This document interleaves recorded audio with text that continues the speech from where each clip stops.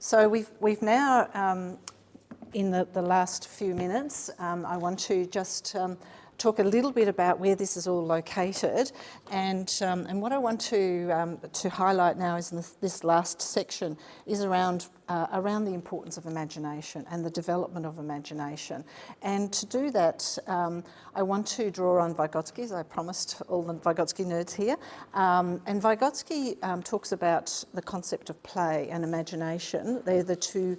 He has a system of concepts. I know most people think about him in relation to zone of proximal development, but what I want to highlight is that he's actually written some really fabulous work on imagination and imagination and creativity. So where you imagine something, you develop this as a cultural practice. It's not every child is born with imagination. The argument he makes is that actually you create the conditions to imagine and you support that development of that imagination. And when you can imagine something, you can bring it into a creation, which then exists in reality.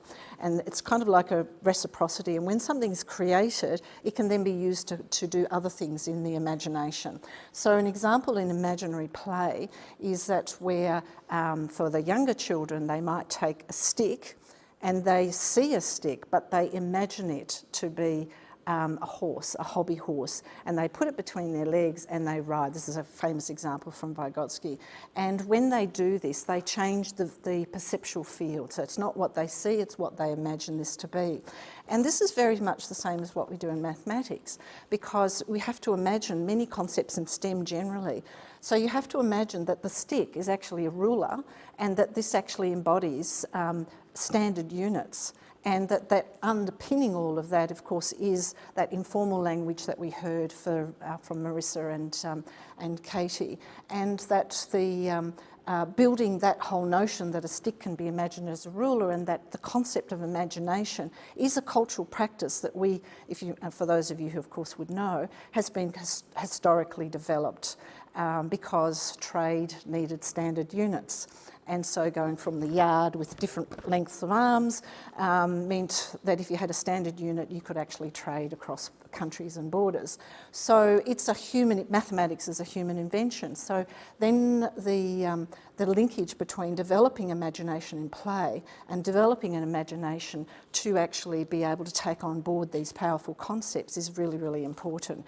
And as we saw with our two examples, it doesn't stop in the early years. It continues on to the latter years.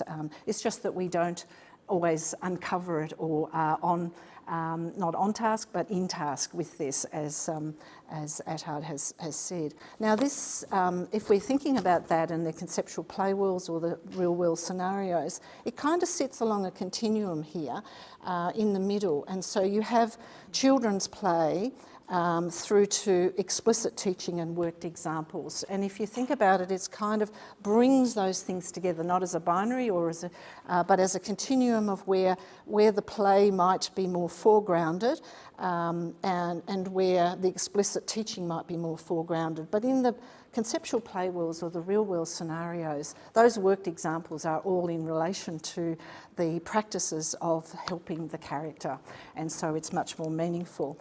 And so that's kind of where it sits. But what I want to do is just finish with a few short videos, and this is where I want to acknowledge one of the other schools we've worked with as well, and that's the Laburnum Primary School. And so like what we did here is a curriculum project and got permission from families to be able to video record the children and of course permission from the teachers and Andrew as the principal.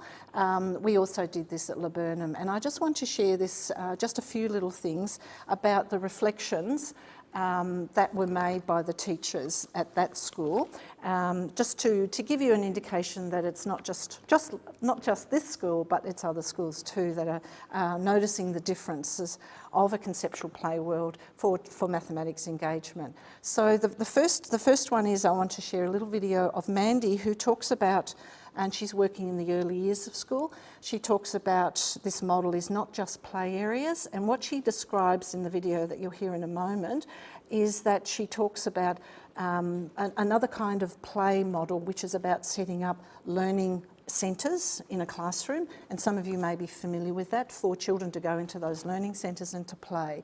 And she illustrates why it's different. The play-based learning, imagination does play into it. When you set up the shop and you set up the vet and you set up the learning centres, and there's that imagination, but I don't think the emphasis was on the teachers creating that play world as such. In the play-based learning, you'd have learning centres in the classroom where children are expected, they play and their imagination kicks in and it's related to learning. But today it was more all of us getting into that play world. Everyone was involved in it, whereas in the play-based learning I've been involved in, everyone's doing their own thing. They might be creating something with Lego, or they've put the vet costume on and they've got the vets, or they're doing something different. They're all engaged in a play-based type task, but today's was everyone was involved, and it was all everyone was involved, and we were all in that imaginary world together, that play world. Yeah, so that's one important part of what's different from other models that exist. We're going to now hear from Chris, who was working with the older students, and he talks about it not just being a project for the teacher, and he explains how the model actually creates different kinds of learning conditions. And he's drawing on and he's worked with his colleagues using the story of Imagine a City, where they have a CEO and a boardroom, and the classrooms become the spaces where the students go and create the pitch to take back to the boardroom in order to solve the problem. But you'll hear how he talks about the difference. We targeted a little bit more. It wasn't just and I think that performance sort of in this world element, it's not as if, it's not sort of an abstract, if you were designing a city, what would you include? No, you're designing a city, that's happening right now. We're going to go in the boardroom on Friday and you're presenting it.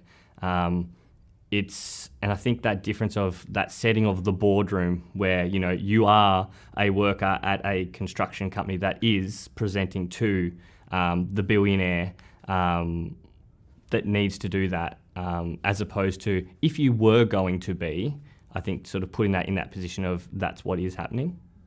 So the point being, it's not about if you were doing this and you're doing this for the teacher, it's kind of the children are embodying the problem and they're solving it because they want to.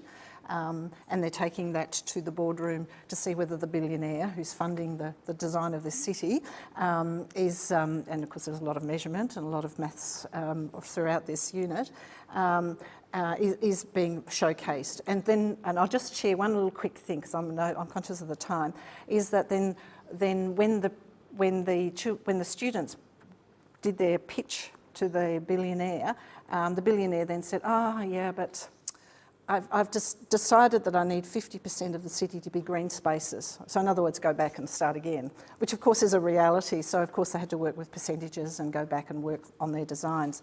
But that video is available if anyone's interested to see the whole unit. The last part of before I close is we're going to actually hear we're going to hear now in relation to whether this is a problem solving or it's not just problem solving, and the senior leadership actually talks to this, and we're actually going to hear from Kathy talk about this, that it's different to problem solving in mathematics, this conceptual play world or real world scenario. And this is a different approach to problem solving in how to develop problem solving in mathematics, and I guess it's reinforcing to see just how switched on the students are. And so again, these are the three things that they reflected on in relation to how this sits differently from just play or explicit teaching, that these things are brought together in a way that engages, puts the E back into back into STEM as engagement. So that really concludes that part.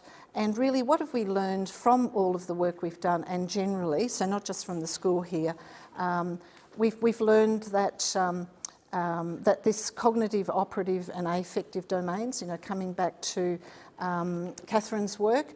When students are in task, they are thinking hard, so they're cognitively engaged, they're working hard, they're operatively engaged, and they're feeling good about mathematics, so they're affectively engaged. And I just think this is very, very powerful for explaining what that level of engagement was throughout this. And if you're very interested in any of this, and it is in your little toolkit that you've got, your bag of goodies, there is a QR code. You can sign up for any of the professional development we do online. It's totally free. You might want to sign up as an individual, as a group, as a school, or even as a region. And I've put if you have trouble getting in, I've put my email address above the cups, because I know you're going to go and have a cup of tea in a moment. So you can write my email address down and just let me know you're interested. And I'd be really keen to know anyway, even if you do sign up, if you email me, then we can actually support you as well, because we still have some resources to support teachers this year. And there's a lot of different resources available, and I'm just flicking through our Facebook for teachers. We've also got YouTube channel that I've mentioned, not curated, but it's all there. And if you want evidence-informed papers around what we've been doing, that's also available. So thank you very much. I'll finish off. So just on behalf of Alex and myself and all of you here, I'd just like to say a big thank you for your research and your sharing, and also from Macclesfield perspective, coming and allowing us to be involved as well. So it's just a lovely thank you. Oh, that's so lovely. Thank you.